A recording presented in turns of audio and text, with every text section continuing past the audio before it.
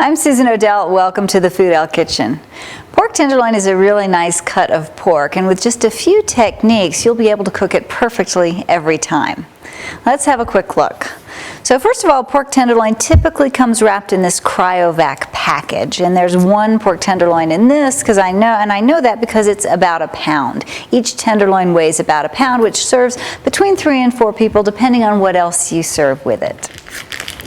Let's just cut it open, and once I get the tenderloin out, I like to pat it dry with some paper towels just so it doesn't steam when I cook it. There's 2 things that you ought to look at once you've got your tenderloin unwrapped. The first is the sinew that's on the tenderloin, and sinew is very hard. It's like fat, but it's much tougher than fat, and if you leave the sinew on and you cook it, the meat will tend to shrink around that, and it won't taste as good either. It'll be tough to eat. The second thing you need to think about is the short or the thin tail on the end. Ideally, your meat should be a uniform thickness when you cook it so it cooks the same amount all the way through. So what we're going to do is just tuck that in so that now I've got a uniform thickness all the way across. To trim the sinew, you want to use a knife. This is a boning knife. It's got a nice long narrow blade and it comes to a point at the end.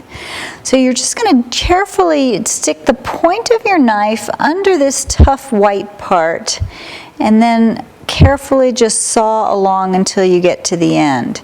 Now lift it up and cut the other way, just to remove all the sinew. This section was the worst part as far as sinew is concerned. I've got a little bit of fat here. You can tell the difference because it's nice and soft and it kind of pulls apart. I'm not going to remove that. It protects the meat and keeps it moist while I'm cooking. So I'm going to leave what little fat there is remaining on the meat. Once you've trimmed the meat, remember this little flap I told you about at the end, you can fold it over, but a lot of times it makes it easier to work with if you just tie it. I've got some cotton kitchen string, and if you just tie a little knot right around that end, it'll hold it in place so that way the meat will cook nice and evenly all the way through. I like to cook my pork tenderloin in one of 2 ways. First of all, I tend to leave it whole because then the interior will stay nice and moist. I either put it directly in a very hot oven, a 400-degree oven. I put it in a roasting pan on a rack after seasoning it with salt and pepper, and I bake it for about 30 to 40 minutes until it's cooked through. The other way to do it, and what I really like to do, is heat up a pan on the stove, and once it gets really hot, brown the pork tenderloin on all sides, and then finish cooking it in the oven for about 20 minutes. Before doing either method, however, you want to be sure to salt and pepper your pork tenderloin all over. If you season it before you cook it, the flavors tend to stay intact and you'll get a good, nice crust on the outside. If you want to brown your tenderloin on the stove top, which gives it kind of a nice caramelized crust on the outside, heat an oven-proof skillet on the stove top until it's hot. It's over about medium-high heat. Once the skillet is hot, then add your oil. Just a little olive oil to coat the bottom of the pan. Then you want to get that really hot before you add the pork. Now that my oil is hot, I'm just going to add my pork tenderloin to the pan. Nice sizzle.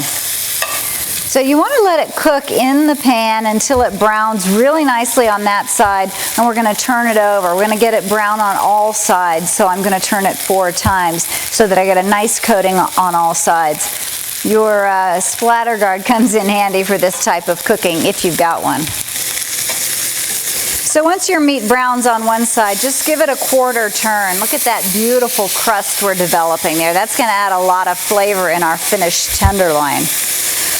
When you're cooking meat on the stove like this, if it ever sticks, that typically means that side isn't done. Just let it keep cooking. If you have enough oil and if your pan is particularly hot, then it will release naturally once it's cooked on that side. I'm going to turn it once again onto my 3rd side. I'm getting nice brown color all over. I'm cooking it for between 2 and 3 minutes per side before I turn it. As the pan gets hotter and the meat gets hotter, it takes a little bit less time with every turn.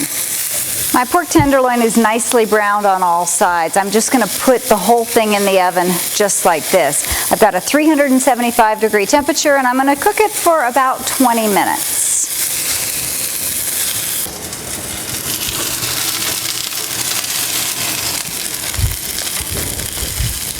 My pork tenderloin has been roasting at in a 375-degree oven for about 20 minutes. It looks fabulous and nice and brown and hot and sizzling.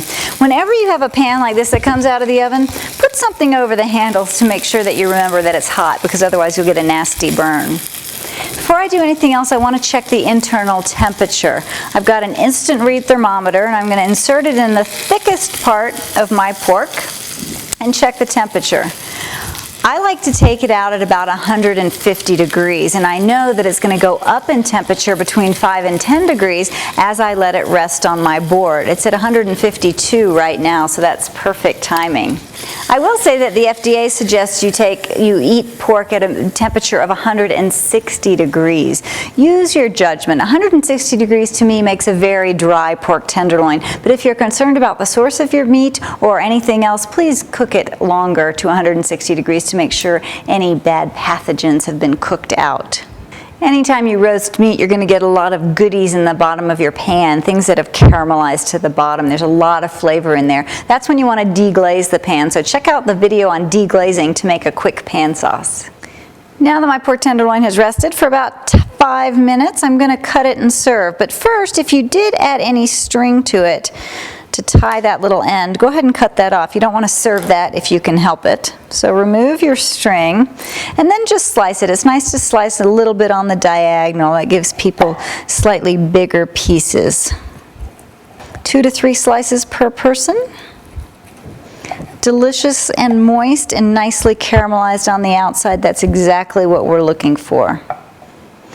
We have a lot of great recipes for pork tenderloin on foodell.com, and I know you're going to want to try every one of them. And with just a couple of simple techniques, you will be able to cook the perfect pork tenderloin every time. Bon appetit!